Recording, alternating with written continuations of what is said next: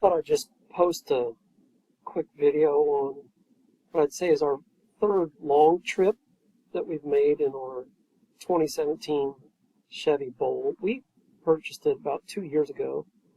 I think it was on Halloween of 2023.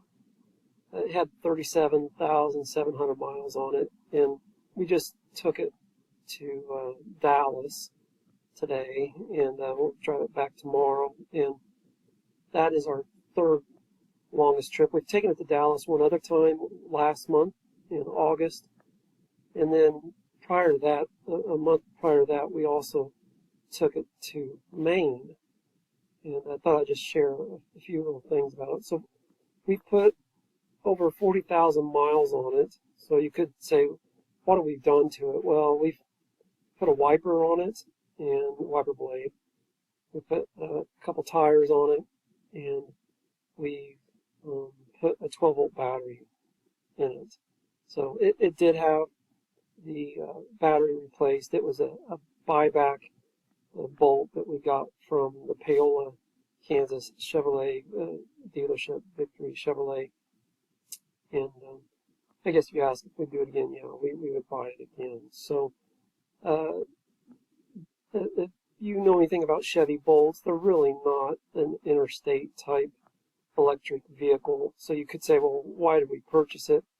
Well, my wife is a commuter, so I like to think of if a person is commuting anything from, let's say, 180 miles or less every day, then electric vehicle is perfect for that scenario. She commutes probably 28 miles one way every day, and so it's wonderful in the sense that we're not doing oil changes once a month. We're not going to the gas station, and the economics are just unreal. I would say that we might pay around 14 cents per kilowatt hour, and the last 30-some thousand miles we've been averaging 4.1 miles per kilowatt hour, which is pretty good fuel economy. In the wintertime, it'll drop all the way back down to 3.9 for that whole average of 30-some thousand miles. But anyway, back to the trip. So I guess I prefer to try to just make one stop when we're traveling 360, 70 miles one way. And so in a perfect world, I'd like to stop once and charge and then come back. Well, last time we were driving from southeast Kansas to Dallas, Texas, we stopped in, I think it's McAllister at the Chevy dealership to charge. And we thought we'd try it again this time. And last time, surprisingly, it quit charging on us, and the machine locked up, said, I don't know, some type of a failure, and it was reported. And so back then at that time, it didn't charge very much at all. We went out on the interstate to, I think it was the Love's refueling station, charged, and then drove on into Dallas, Texas. Well, this time, once again, a month later, we thought, okay, let's just drive back down. Going out to the Love's, semi station is a little bit out of the way, so we thought, well, this is on the way. Well, we'll just go ahead and stop the Chevy dealership. Well, guess what? Same thing. It had some type of a failure. We charged quite a bit, and then it stopped. And so then, as we continued to drive towards Dallas, we had to make another stop, which I plan to share a little bit about that experience as well. So, some folks, when I first bought this, some of you know that I'm an instructor in the university, teach automotive heavy equipment world. Some of you also know I'm an author of hydraulics and powertrain heavy equipment book.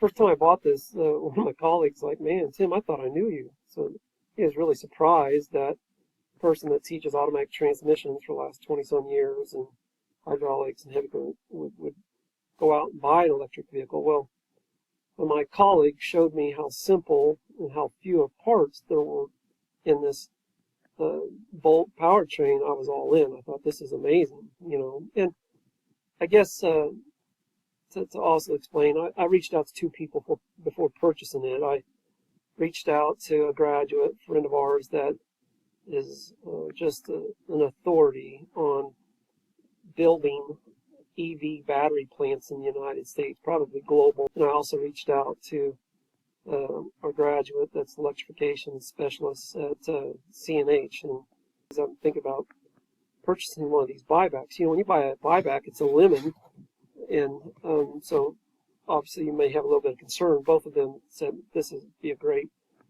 car for you and to meet your needs as a commuter.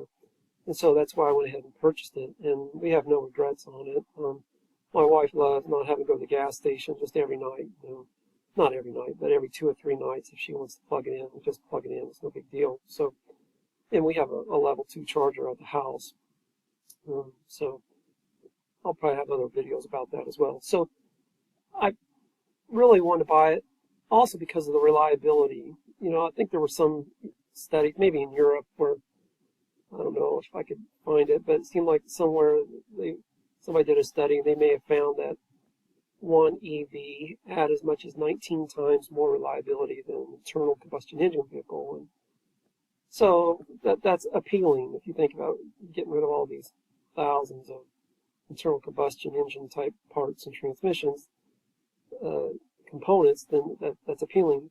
And that's true, but I have had some challenges on DC fast charging on trips. And I was trying to remember, on the Maine trip, we had 2 DC fast charging failures. The last trip to Dallas, we had a DC failure.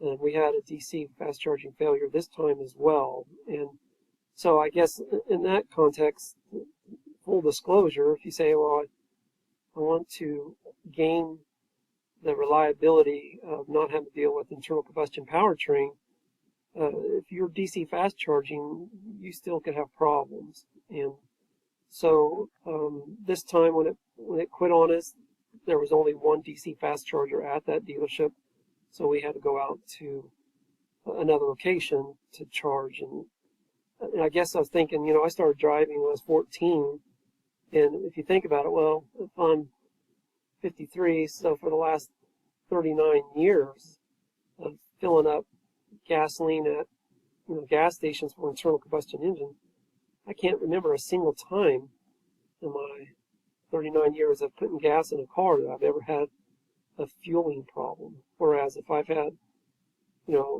few DC fast charging experiences in just this 2-year period of time, and I know of at least 4, maybe 5 times where I've had troubles. And it's not easy. If I was going to show you all the apps on my phone, we have a ton of different apps that we've had to use, and I don't know, we may have had this car in maybe 15, 16 different states. So anyways, you can run into problems. I don't think I would say I'm fearful by any means, but sometimes I just want to take these trips just because I want to see if it can be done.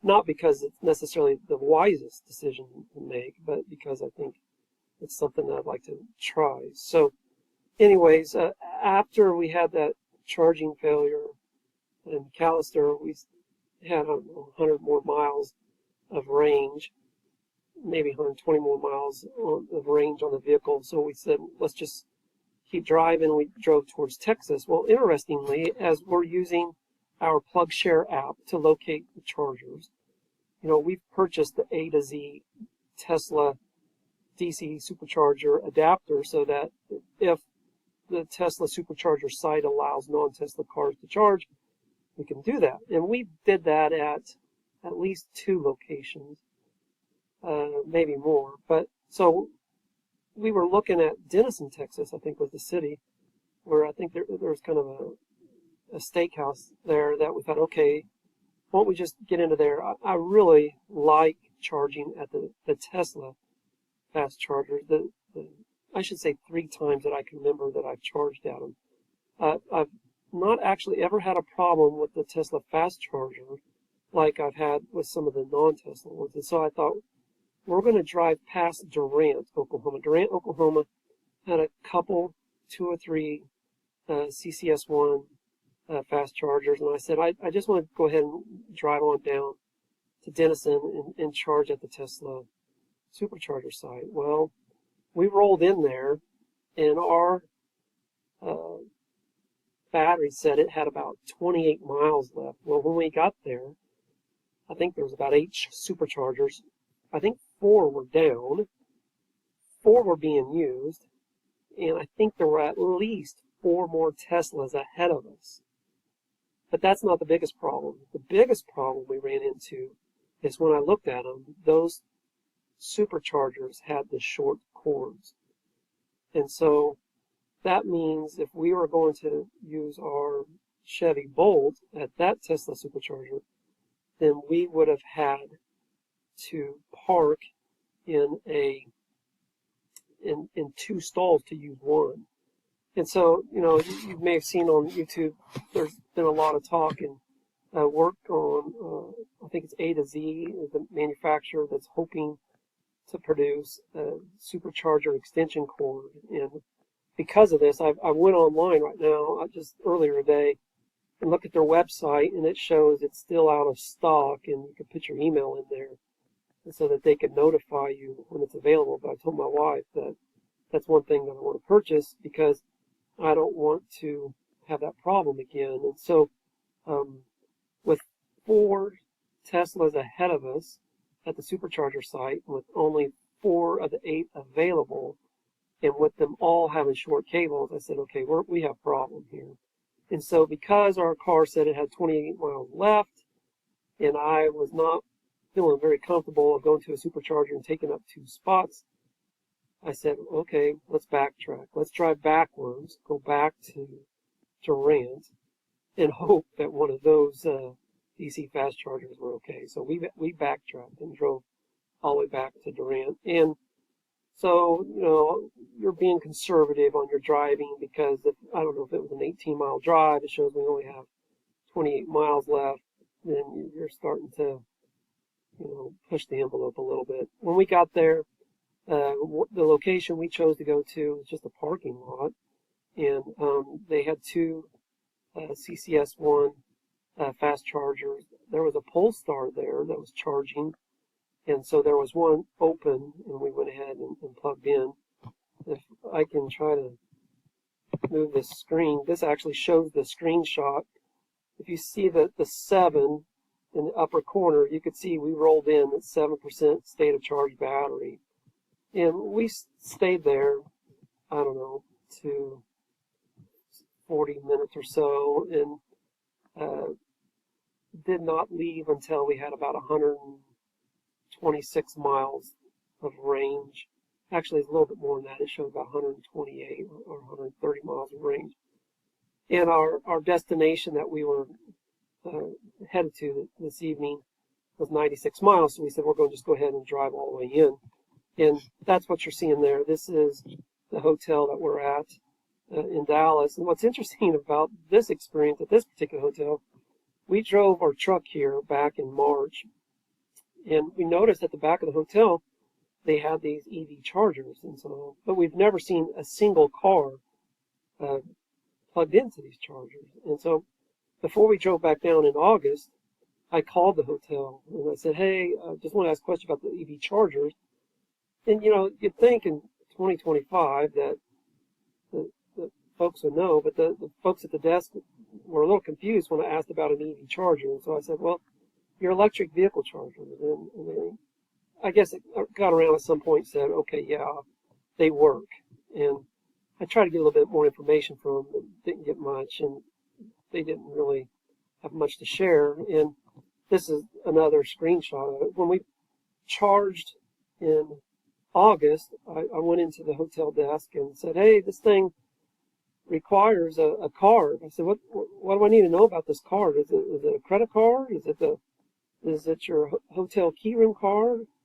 And both the front desk personnel said, oh, that's got to be a credit card. No, you don't use your hotel card. And I said, okay, that's fine. And so I checked in and drove the car around to the back of the hotel and attempted to use, a debit or a credit card or whatever to plug in. And sure enough, it would not work, and it required the hotel card to actually get the level 2 AC charger, this J1772 charger, to release from its housing in order to plug it in. And so this is the second time we've now charged at this hotel. And I'll tell you that I tried to charge over here on this one on the right when we got here today, and I put the hotel card up next to it, and I heard a beep, but it would not release. And so I was able to get the other one to release, and so we plugged the car into the other one. So I guess what's one thing that I would want to share about these trips that are, what I'd say, reasonably long interstate trips? Because, I mean, we've taken the car from southeast Kansas to Kansas City, to Springfield, to Branson many, many times, and we've DC fast charged some. On these last three, what I'd say, interstate trips where you're crossing multiple state lines, one of the things that I think is super valuable is that it's very important to us that we find a hotel that has these level 2 chargers at it.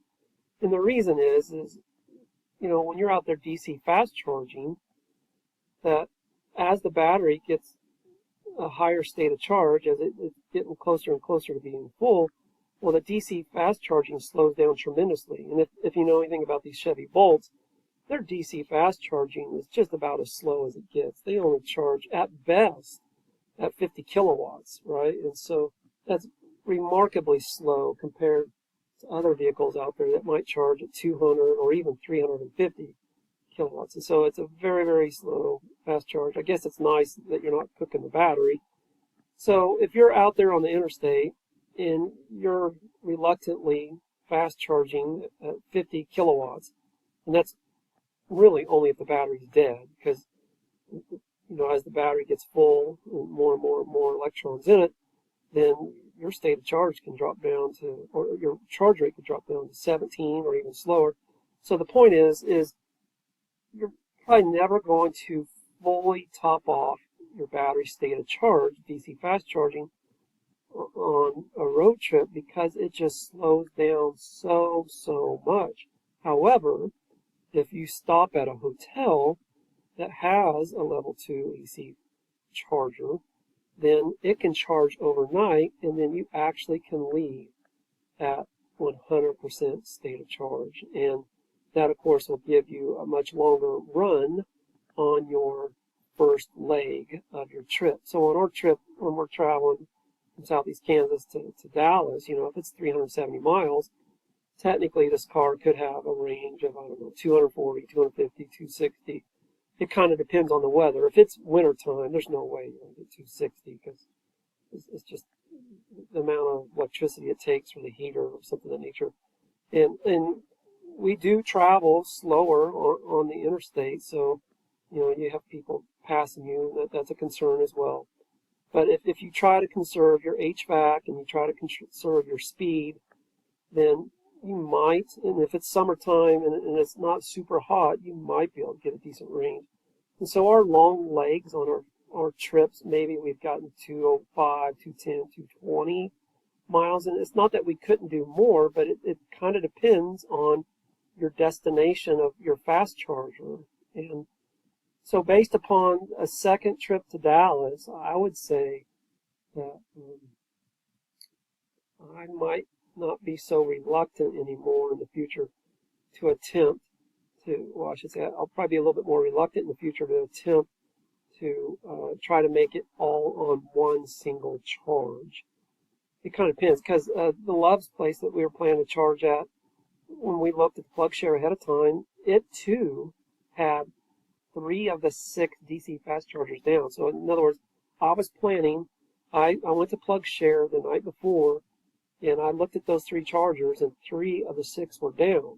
So that's a little bit of a gamble, and so it's probably a little bit wiser to try to charge a little bit ahead of time and give yourself a little bit of reserve with one more destination ahead of you in case the first stop is not going to work. So I want to share more in the future about some other examples. Like our son has a Bolt. He has a 2020, and when we purchased it, it was being limited to 80% state of charge, and so it had a range of 185 miles when he purchased it new, and we had to get home 186 miles. I want to share a little bit about that as well in the future. I have some other things I want to share, but I want to call it good for now, and hopefully I can put some stuff together on the Maine trip that we made back in July sometime.